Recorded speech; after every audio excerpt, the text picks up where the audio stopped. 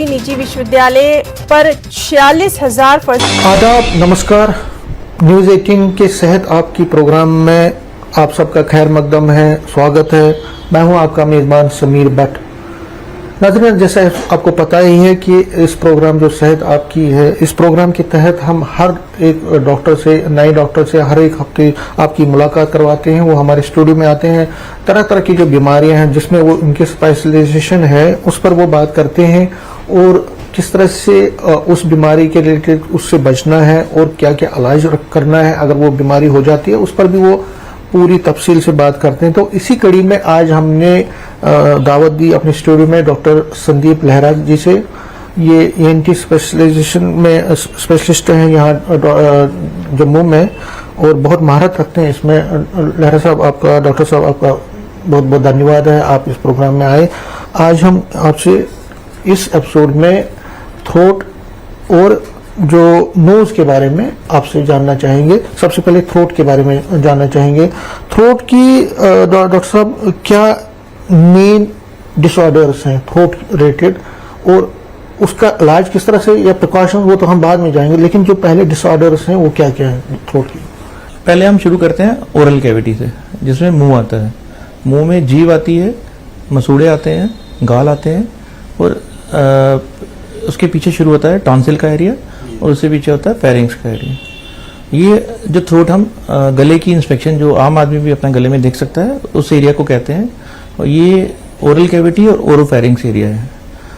तो इस एरिया में जो मेन कॉमन प्रॉब्लम्स आती हैं वो मुंह की प्रॉब्लम्स हो सकती हैं, जिसमें जीभ का पकना हो सकता है, मुंह में छाले हो सकते हैं और गले में इन्फेक्शन हो सकती है जिसमें टॉन्सिल्स में इन्फेक्शन हो सकती है, या फिर फेरेंजाइटिस है जिसको गला पकना कहते हैं, आम लैंग्वेज में मुंह हो सकता है। इन सारी प्रॉब्लम से पेशेंट आता है, बुखार करके आता है, गले में दर्द हो रही है, वो हो सकती है, खाने में दिक्कत होती है, या फिर बार बार मुंह में छाले होते हैं, ये खासकर बच्चों में बड़े कॉमन होते हैं।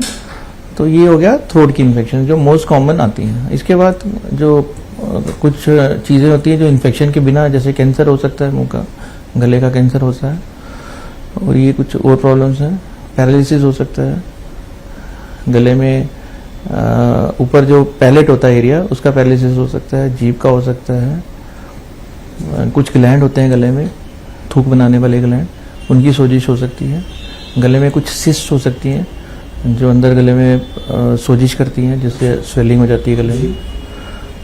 ये हो गया ओरोफेरिंग्स एरिया। उसके बाद नीचे वाला एरिया होता है हाइपोफेरिंग्स एरिया और लैरिंजियल एरिया, जो हमें आम आदमी को गले में देखने से नहीं दिखता है। उसके लिए कुछ खास इंस्ट्रूमेंट्स होते हैं जिनसे हम उसको इंस्पेक्ट कर सकते हैं।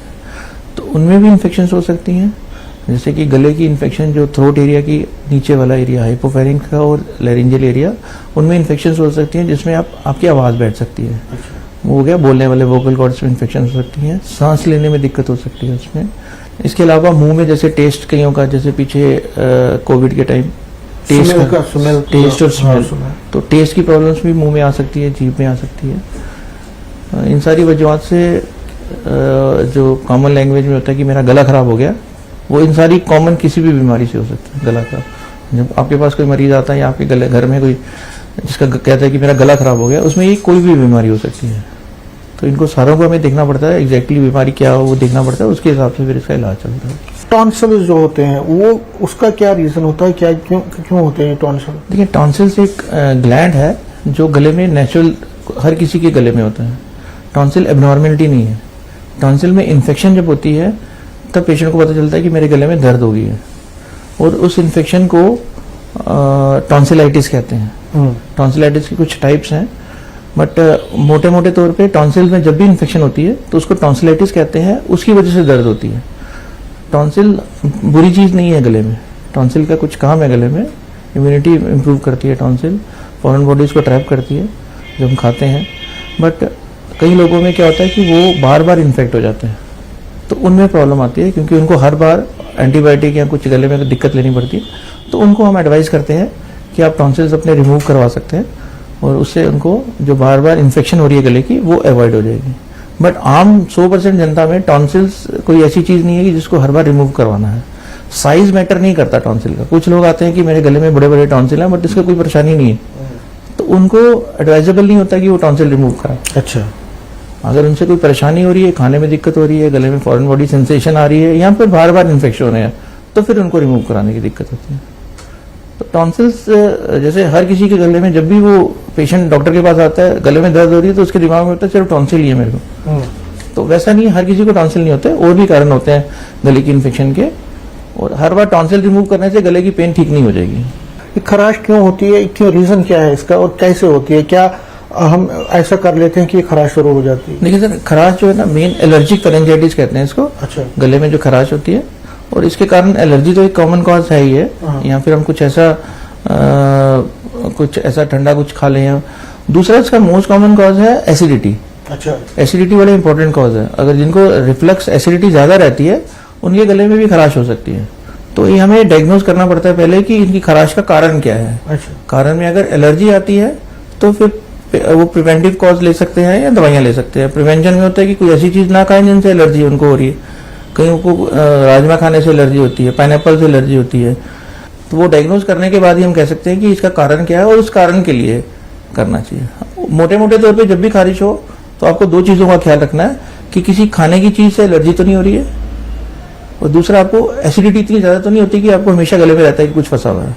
तो ये जो थ्रोट कैंसर होते हैं, अक्सर हमने देखा थ्रोट कैंसर होते हैं, उसके क्या वजूहात क्या होती हैं? क्या लापरवाही होती है, क्या वजह होती है, और ये क्यों होता है, कैसे होता है? थ्रोट कैंसर का जो इंडिया में मोस्ट कॉमन कॉज है वो तो स्मोकिंग और टबैको यूज है। ओरल कैविटी से लेके थ्रोट में जितने भी कैंसर होते हैं, मोस्ट कॉमन कल्प्रिट टबैको है। अच्छा। टबैको चाहे च्यूइंग फॉर्म में लेते हैं, जो मुंह में रखते हैं, वो तंबाकू, या फिर कुछ लोग स्मोक, बीड़ी पीते हैं, सिगरेट पीते हैं, तो उससे इन एडिशन टू कुछ लोग सिगरेट के साथ अल्कोहल भी लेते हैं, तो उन लोगों में और रिस्क बढ़ जाता है।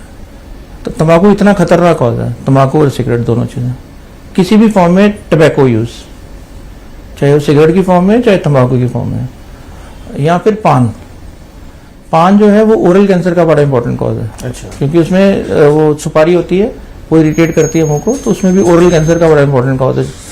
जो सिंपल वाला पान है वो भी इम्पोर्टेंट, आप कभी कभी ले सकते हैं, बट आपको अगर आदत है और आप रोज लेते हैं तो आपका रिस्क फैक्टर बढ़ता जाएगा। इसमें ये रीजन, ये कोई भी नहीं कह सकता कि हर कोई तंबाकू लेने वाला या हर सिगरेट पीने वाले को कैंसर होगा, बट जो नॉर्मल पॉपुलेशन में रिस्क रहता है कैंसर का, उससे उनका रिस्क 2 गुना 3 गुना हो जाएगा।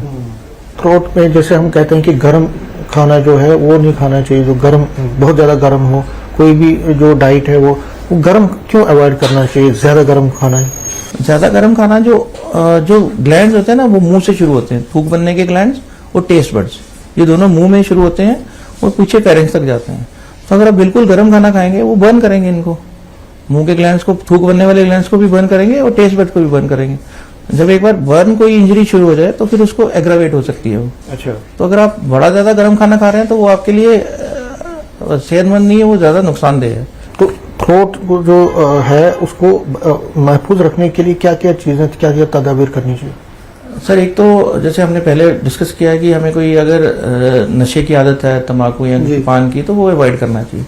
दूसरा, हाइड्रेशन बड़ी इंपॉर्टेंट है। अच्छा। हमें हाइड्रेशन हमें पानी का जो बैलेंस रखना है ना, वो अच्छी तरह रखना चाहिए, वो पूरा अच्छा मेंटेन करना चाहिए, क्योंकि जितना पानी अच्छा हाइड्रेशन रहेंगे थ्रोट का, उतना मॉइस्चर बढ़ेगा मुंह का। अच्छा। और ड्राइनेस कम होगी, तो वो एक जरूरी है, हमें अपनी डिहाइड्रेशन नहीं होने देनी चाहिए। और तीसरा, हमें डाइट का अपना ख्याल रखना चाहिए, जैसे स्पाइसी फूड्स वगैरह नहीं लेने चाहिए, उनसे भी इंजरीज होती हैं, माइनर इंजरीज होती हैं, तो उससे फिर आगे बढ़ सकता है प्रॉब्लम। जिस तरह आपने कहा कि जो थ्रोट को महफूज रखने के लिए ये तदाबीर करनी चाहिए, क्योंकि थ्रोट भी एक नाजुक होता है, कौन कौन से जो मेन टाइप्स हैं जो इस थ्रोट को, जो हम ये कह सकते हैं कि ये प्रॉब्लम कर सकते हैं कि, और जिसको फिर इलाज करना, जल्दी से जल्दी डायग्नोज करके फिर इलाज करना जरूरी है? अगर थ्रोट में आपको कंटिन्यूअस पेन रहती है और वो आप दवाई खाते हैं, उसके बाद दोबारा 10 दिन के बाद दोबारा पेन शुरू हो जाती है, तो वो आपको इलाज जरूरी है, उसको किसी ना किसी को दिखाना चाहिए, क्योंकि वो कोई ऐसी चीज हो सकती है जो आगे खतरा करे। दूसरा, कोई भी अल्सर मुंह में, जीभ पे, थ्रोट में, गालों में, जो 15 दिन या महीने से ज्यादा रह रहा है, स्पेशली 15 दिन से ज्यादा रह रहा है, तो उसको नॉर्मल ले लेना चाहिए, उसको जरूर आगे दिखाना चाहिए, क्योंकि कोई भी नॉर्मल अल्सर जो प्रोलॉन्ग्ड अल्सर होता है वो कैंसर में कन्वर्ट हो सकता है। तो अल्सर का रखना चाहिए। दूसरा, आपको अगर थ्रोट में पेन रहती है तो उसका रखना चाहिए। तीसरी एक चीज़ आती है कि गले में, ऐसे कई लोग कहते हैं कि हमारे गले में हमेशा रहता है कुछ फंसा हुआ है, गले में कुछ फंसा हुआ है, बट होता कुछ नहीं है, खाने में दिक्कत नहीं होती, तो उनको भी अपना इलाज कराना चाहिए, क्योंकि वो मोस्ट कॉमन कॉज होता है रिफ्लक्स का, जिसको एसिडिटी कहते हैं। और एसिडिटी अगर प्रोलॉन्ग पीरियड तक रहे तो वो भी गले में खराबी कर सकती है। और अगर बाकी तो कॉमन चीज़ें हैं, जैसे अगर कभी खून आ जाए तो वो तो पेशेंट घबरा जाता है, वो तो जाएगा ही डॉक्टर के पास। गले से थूक में खून आता है या खांसी में खून आ रहा है तो वो भी दिखाना चाहिए। एक चीज डॉक्टर साहब हमने देखा कि जो गले में प्रॉब्लम कब होती है कि जब बहुत ज्यादा लोग बोलते हैं, दिन भर बोलते रहते हैं, उससे कितना गले को, और क्योंकि इसमें भी अपना एक बैलेंस होता है, एक हम ये कहते हैं लिमिट होता है, जब इंसान दिन भर बोलता रहेगा वो कितना नुकसानदेह होता है? सर, बोलने का जो असर होता है वो वोकल कॉर्ड्स पे होता है। बोलने का जो हमारा यंत्र है अंदर, जो इंस्ट्रूमेंट जहाँ से हम बोलते हैं, जो जी ऑर्गन जो बोलने में है, वो वोकल कॉर्ड्स में। जी। तो वोकल कॉर्ड्स बड़े नाजुक से डेलिकेट सा स्ट्रक्चर है, उसमें अगर हम प्रेशर देंगे, हम जब भी बोलते हैं तो वोकल कॉर्ड्स आपस में टकराते हैं और उन पे जोर लगता है। तो उसके बाद थोड़ी देर बोलने के बाद उनको रेस्ट जरूरी होता है। अगर हम कॉन्टिन्यूसली बोलते रहेंगे तो वोकल कॉर्ड्स पे रेस्ट नहीं मिलेगा, जी जी। तो वो उनमें सोजिश शुरू हो जाएगी। उसके बाद आदमी को लगता है कि थोड़ी देर बोलने के बाद वो थक गया, थकान होगी, गला थक गया। आधे लोग तो थकते नहीं है, वो दिन भर बोलते रहते हैं। नहीं, उनको भी चाहिए कि थोड़ा बीच में गैप दें। अच्छा। बोलना लगातार लंबी ड्यूरेशन के लिए बोलना नुकसानदेह है। थोड़ा थोड़ा करके बोलेंगे, अगर गैप देंगे, बीच में हाइड्रेशन रखेंगे, पानी पिएंगे, तो वो बॉडी एडजस्ट कर लेती है। आपने देखा होगा सर, कभी कोई स्पीच दे रहे हैं, 1 घंटा स्पीच देते हैं, तो उन्होंने पानी का गिलास रखा होता है साथ में। अच्छा। तो वो 5 मिनट बोल के पानी का एक घूंट लेंगे, वो पीने के लिए नहीं लेते हैं, वो सिर्फ गले को हाइड्रेशन के लिए और वोकल कॉर्ड थोड़ा रेस्ट देने के लिए लेते हैं। टीचर्स बड़े इंपॉर्टेंट हैं, टीचर्स को बोलना पड़ता है, 1-1 घंटा क्लास लेनी पड़ती है, उनको भी ये करना चाहिए। अगर लंबी क्लास है, बड़ी क्लास है, जिसमें ऊंची आवाज में बोलना पड़ रहा है, तो वो माइक पे बोलें। और अगर माइक नहीं है तो हाइड्रेशन रखें, थोड़ा सा पानी रख लें। 1 घंटे की क्लास में अगर 5 मिनट के बाद बोलने के बाद 1-2 घूंट पानी पी के थोड़ी देर रुकेंगे तो उनका वही चीज लंबी चलेगी। डॉक्टर साहब, आपके साथ बहुत अच्छी बातचीत चल रही है और थ्रोट के बारे में और इस नोज के बारे में आप अगले सेगमेंट में आपसे बात है, लेकिन थ्रोट के बारे में आपने बहुत अच्छी बातें की। आपके साथ बातचीत का अमल जारी रहेगा। एक छोटा सा ब्रेक लीजिए, छोटे से ब्रेक के बाद आपसे दोबारा बात करेंगे। 6 states, 1200 आरोप ज्यादातर डिग्रियां यूपी और राजस्थान में बेची गई। एसआईटी ने अदालत में पेश की अंतिम अनुपूरक चालान।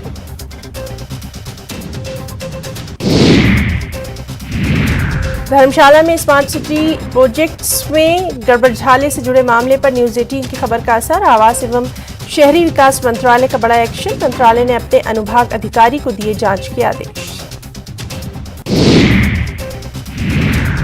कांगड़ा में पौंग डैम झील से छोड़ा गया 55,000 क्यूसेक पानी। 1,390 है पौंग डैम में खतरे का निशान। 1,410 है पौंग डैम की कैपेसिटी।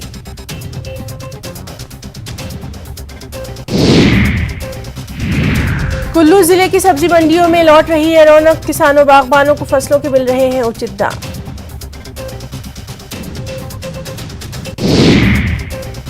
हिमाचल प्रदेश में बारिश से अभी नहीं मिलेगी राहत। मौसम विभाग ने जारी किया ऑरेंज अलर्ट। कई क्षेत्रों में बारिश। कांगड़ा के बनखंडी में बनेगा प्रदेश का सबसे बड़ा जू। केंद्रीय चिड़ियाघर प्राधिकरण ने दी मंजूरी। सीएम ने ट्वीट करके जताई खुशी। केंद्रीय खेल मंत्री अनुराग ठाकुर ने Asian youth and junior weightlifting championship का किया उद्घाटन। कहा भविष्य में ओलंपिक का भी आयोजन करेगा भारत। चल रही हैं तैयारियां। उसके बाद सबका फिर एक बार स्वागत है, खैर मकदम है। हम इस वक्त बात कर रहे हैं डॉक्टर संदीप लहरा जी से। ये हमें डिफरेंट एस्पेक्ट जो नोज और थ्रोट के बारे में है वो उस पर हमारे साथ ये बात कर रहे हैं इस वक्त। डॉक्टर साहब, नोज के बारे में, जो नाक है बड़ा सेंसिटिव होता है ये नाक, और अक्सर हमने देखा है इसमें जो हड्डियां हैं उनकी अक्सर प्रॉब्लम रहती है। ये प्रॉब्लम क्या है बेसिकली? नाक, जो नाक हमारा उसको 2 हिस्सों में डिवाइड किया है कुदरती तौर पे। उसके सेंटर में एक सेप्टम होता है जो हड्डियों से बना होता है। अब वो जो सेंटर की हड्डी है वो कई बार सेंटर में ना रह के किसी एक तरफ शिफ्ट हो जाती है, तो उसको कहते हैं कि नाक की हड्डी टेढ़ी होगी। जो एक तरफ शिफ्ट होने से क्या होता है कि जिस तरह वो शिफ्ट होती है वहां पे जो नाक की ओपनिंग होती है वो छोटी हो जाती है। तो जिसकी वो जो मरीज होता है उसको लगता है कि उस तरफ से सांस कम आ रही है, तो उसको सांस लेने में प्रॉब्लम शुरू होती है, तो वो फिर दिखाने जाएगा तो उसको पता चलेगा कि उसकी नाक की हड्डी एक तरफ से टेढ़ी है। नाक की हड्डी काफ़ी लोगों की टेढ़ी होती है, 100 में से 80 लोगों की नाक की हड्डी सेंटर में नहीं होती, एक तरफ टेढ़ी होती है। बट प्रॉब्लम वहाँ आती है, इलाज वहाँ ज़रूरी होता है जहाँ पे पेशेंट को, मरीज को इससे सिम्टम्स आना शुरू हो जाए, नाक बंद होना शुरू हो जाए एक तरफ से, तो फिर उसको इलाज लेना चाहिए। वो इलाज सर्जिकल भी हो सकता है, कुछ देर मेडिसिन भी चल सकती है। नाकों में अक्सर हमने देखा एलर्जी हो जाती है, फिर नाक बहना शुरू कर देता है, तो ये एलर्जी के इसके सिम्टम्स क्या हैं और किस तरह से हो जाते हैं? नाक की एलर्जी जो होती है ना, उसको कहते हैं एलर्जिक राइनाइटिस। ओके। तो एलर्जी राइनाइटिस एक 2 टाइप्स के होते हैं ब्रॉडली, जो होते हैं आईजीई मीडिएटेड होता है और नॉन आईजीई मीडिएटेड होता है। आईजीई इम्यूनोग्लोबुलिन होते हैं जो बॉडी में बढ़ जाते हैं जिनमें एलर्जी होती है। तो आईजीई मीडिएटेड होता है जिनमें आईजीई बढ़ गया है और उनको नाक की एलर्जी है, उनको बॉडी में और भी हिस्सों में एलर्जी होती है, नाक उसमें इंक्लूड होता है, जिसमें अस्थमा भी हो सकता है, स्किन की एलर्जीज होती हैं। तो उसमें आईजी मीडिएटेड एलर्जीज में वो चीज़ें, और कुछ एलर्जीज होती हैं जिसमें आईजीई लेवल नहीं बढ़ता लेकिन फिर भी लोकलाइज एलर्जी रहती है, नाक की रह सकती है, स्किन की रह सकती है। तो ये 2 टाइप्स की ब्रॉडली क्लासिफाइड होती है। बाकी नाक की जो एलर्जी होती है, एलर्जिक राइनाइटिस, ये अलग अलग टाइप के होते हैं। इसमें मेन सिम्टम जो होते हैं एलर्जी के, वो तीन है मेन सिम्टम। जरा एक्सप्लेन करिए दर्शकों को। वो एक सिम्टम होता है नाक से पानी बहना, दूसरा होता है नाक की ब्लॉकेज, और तीसरा होता है नाक बंद होना, सांस नहीं आना। तो ये मेन 3 कंप्लेंट्स आती हैं जो एलर्जी वाला पेशेंट प्रेजेंट करता है। छींकें आ रही हैं, नाक से पानी बहता है और नाक बंद हो रहा है, सांस लेने में दिक्कत आती है। तो कईयों को तीनों कंप्लेंट्स होती हैं, कईयों को इनमें से 1 या 2 होती हैं, कईयों को 1 ही होती है।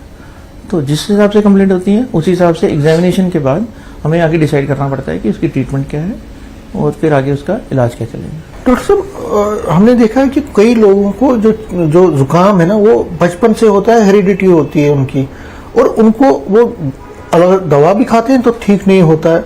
ये होता है क्या, ऐसा है क्या? हाँ, ये जेनेटिक कॉज होता है ना, आईजीई मीडिएटेड जो होता है ना, वो यूजुअली जेनेटिक कॉज होता है। उसमें बचपन से ही जेनेटिकली वो एलर्जिक होते हैं, उनको मदर या फादर से ये जेनेटिक मिली होती है। बट जो एक्सपोजर रहता है, जिन चीज़ों से उनको एलर्जी होती है, अगर वो उनका छोटे छोटे अमाउंट्स में एक्सपोजर देते रहेंगे तो बॉडी अडेप्ट कर जाती है, और वो नेचुरली भी हो सकता है, और आजकल हम दवाइयाँ भी दे सकते हैं। उसमें कुछ दवाइयाँ होती हैं, इंजेक्शन के फॉर्म में आती हैं या ओरल उसमें आती हैं, तो हम छोटे जो एंटीजेंस होते हैं, जो एलर्जी कॉजिंग एंटीजेंस होते हैं, पोलन्स हो गए हैं, जिससे भी होती है, वो हम पहले तो फाइंड आउट करना पड़ता है कि इनको किस चीज़ से एलर्जी है। उसमें स्किन टेस्ट होते हैं, ब्लड के टेस्ट होते हैं, दोनों से कर सकते हैं किसी। जब चीज़ों को पता चल जाता है तो उसमें एक तरीका होता है कि उस छोटी डोज में, कम डोज में वही पोलन्स बॉडी को एक्सपोज करते हैं ताकि बॉडी उनसे अडेप्ट हो जाए।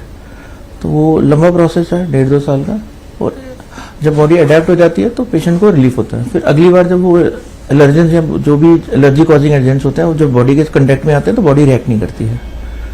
तो वो एक तरीका होता है।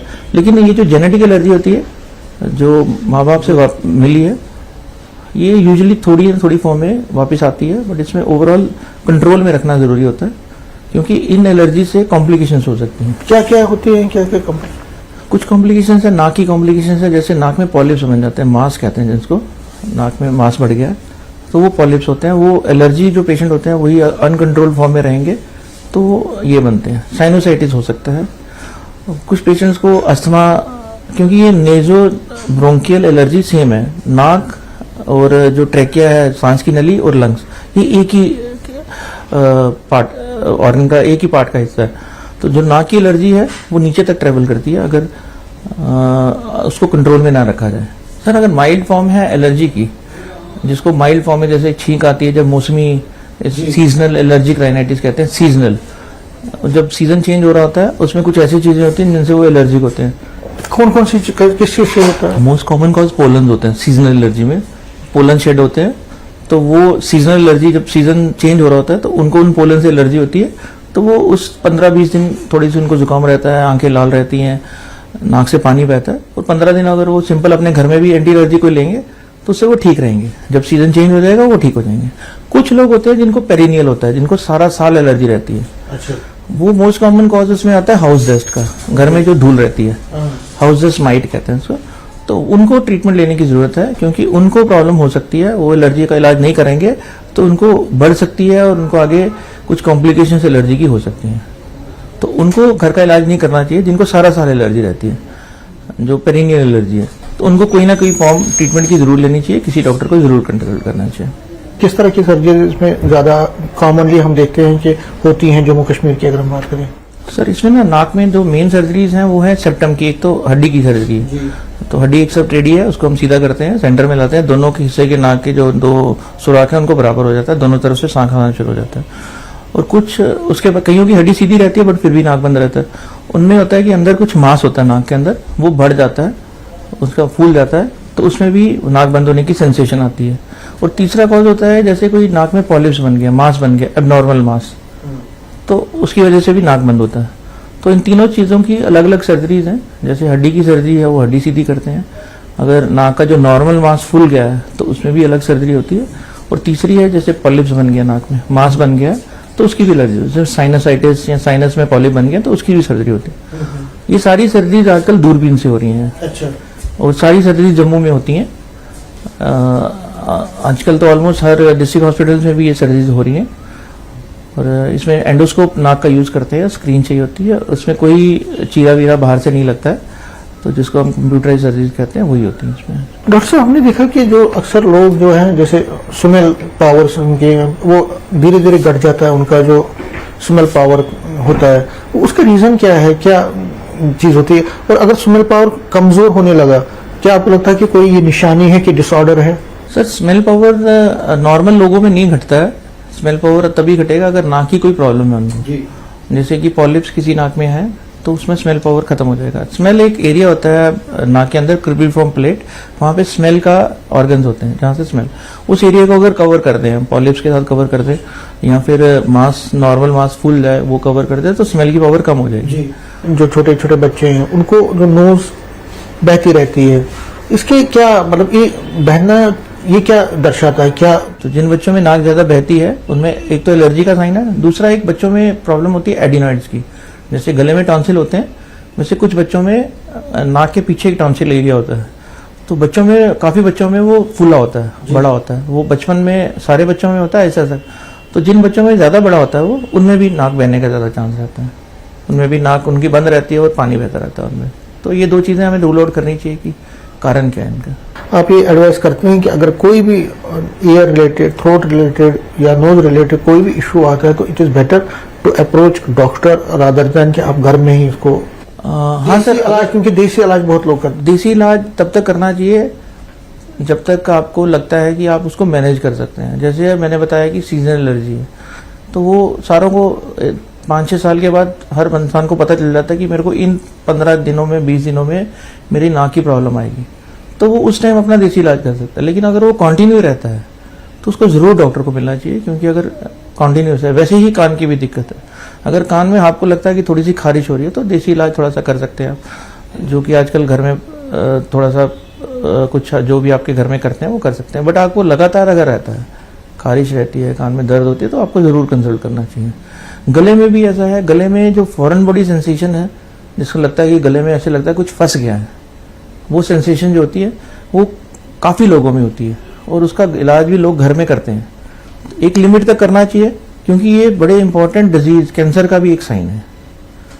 गले में फंसना, जो फीलिंग आती है कि गले में मेरे कुछ फंसा हुआ है, उसको कहते हैं ग्लोबस जी।